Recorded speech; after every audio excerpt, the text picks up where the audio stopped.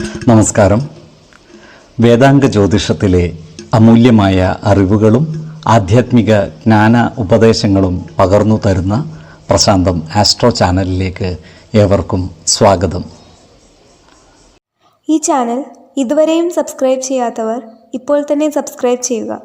Notification ലഭിക്കുന്നതിനായി bell button അമർത്തുമല്ലോ. ഒപ്പം ചാനൽ ലൈക്ക് ചെയ്യുക, ഷെയർ ചെയ്യുക, കമൻറ്റ് ചെയ്യുക.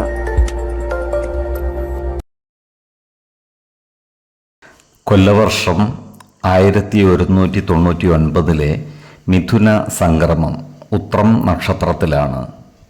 മിഥുനം 1-ാം തീയതിയിലെ ഗ്രഹനില അനുസരിച്ച് മേടം രാശിയിൽ കുജനും, എടവത്തിൽ സർവേശ്വരകാരകനായ വ്യാഴവും, മിഥുനം രാശിയിൽ ആദിത്യനും ബുധനും ശുക്രനും, കന്നിയിൽ ചന്ദ്രനും കേതുവും, കുംഭം രാശിയിൽ ശനിയും ഗുളികനും, മീനത്തിൽ രാഹുവും സ്ഥിതി ചെയ്യുന്നു.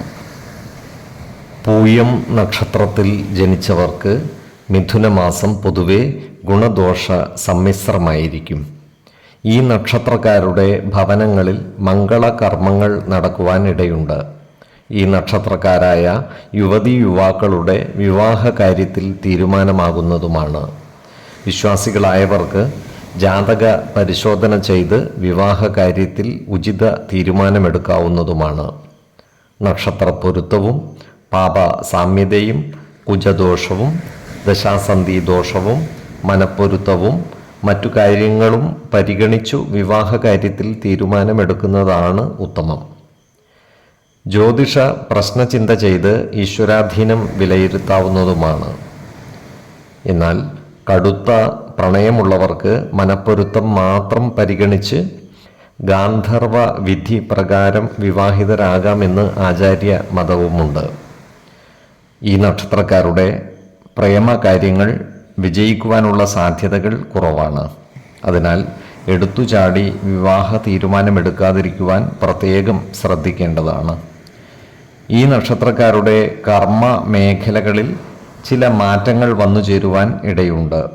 ജോലിസ്ഥലത്ത് എല്ലാവരുമായും നല്ല സ്നേഹ സൗഹൃദ ബന്ധങ്ങൾ നിലനിർത്തുവാൻ പരിശ്രമിക്കേണ്ടതാണ്. ദേവാലയങ്ങളും പുണ്യസ്ഥലങ്ങളും സന്ദർശിക്കുവാനുള്ള അവസരം ഇവർക്ക് ഒത്തുവരുന്നതാണ്. ഈ നക്ഷത്രക്കാരായ കലാകാരന്മാർക്കും സാഹിത്യ പ്രവർത്തകർക്കും അനുകൂലമായ കാലമാണ്. പുതിയ സാഹിത്യ സൃഷ്ടികൾ പ്രസിദ്ധീകരിക്കുന്നതുമായി ബന്ധപ്പെട്ട കാര്യങ്ങൾ ആലോചിച്ച് ഉറപ്പിക്കുവാനുള്ള സാധ്യതകളും കാണുന്നുണ്ട്. ആഗ്രഹിച്ച കാര്യങ്ങൾ നേടിയെടുക്കുവാനുള്ള തീവ്ര പരിശ്രമം ഇവരുടെ ഭാഗത്തു നിന്നും ഉണ്ടാകുന്നതുമാണ്. അതുപോലെ ഇവർക്ക് വീടുമാറി താമസിക്കുവാനുള്ള യോഗവും കാണുന്നുണ്ട്. ഈ നക്ഷത്രക്കാർ അവരുടെ ഉത്തരവാദിത്വങ്ങളിൽ നിന്നും ഒഴിഞ്ഞു മാറുവാനുള്ള ശ്രമം നടത്തുന്നതായും കാണാം. എന്നാൽ ഇവർ അലസത വെടിഞ്ഞ് ക്രിയാത്മകമായ പ്രവർത്തനങ്ങളുമായി മുന്നോട്ട് നീങ്ങുവാൻ പരിശ്രമിക്കേണ്ടതാണ്. മറ്റുള്ളവരോട് കാരുണ്യപൂർവ്വം പെരുമാറുന്ന ഇവർ ഈശ്വര കടാക്ഷത്താൽ എല്ലാ പ്രതിസന്ധികളെയും മറികടക്കുന്നതുമാണ്. 7, 14, 29 തീയതികൾ അനുകൂലമാണ്. ഈ നക്ഷത്രക്കാർ ജനിച്ച സമയത്തെ അടിസ്ഥാനമാക്കിയുള്ള ജാതകത്തിലെ ലഗ്ന രാശിയുടെയും ലഗ്ന അധിപന്റെയും സ്ഥിതിയും ശുഭ പാപ ഭാവങ്ങളുടെ സ്ഥിതിയും ഓരോ രാശിയിലെയും ഗ്രഹങ്ങളുടെ സ്ഥിതിയും അനുസരിച്ച് ഇവരുടെ പൊതുഫലത്തിൽ ഏറ്റക്കുറച്ചിലുകൾ ഉണ്ടാകുവാനിടയുണ്ട്. കുടുംബ ദേവതകളെയും ഇഷ്ട ദേവതകളെയും ഉപാസിക്കുന്നത് ഇവർക്ക് ആയുരാരോഗ്യ സൗഖ്യമേകും. ഇഷ്ടദേവതാ മന്ത്രം 108 തവണ ദിനംതോറും ലിഖിത ജപം ചെയ്തു വരുന്നത് ഇവർക്ക് സർവ ഐശ്വര്യങ്ങളുമേകും. നല്ല വ്യക്തി സാധനകളോടെയും ഉപാസനകളോടെയും മുന്നേറിയാൽ സർവേശ്വരാനുഗ്രഹത്താൽ ഇവരുടെ സർവകാര്യങ്ങളും മംഗളകരമാകും. നന്ദി, നമസ്കാരം.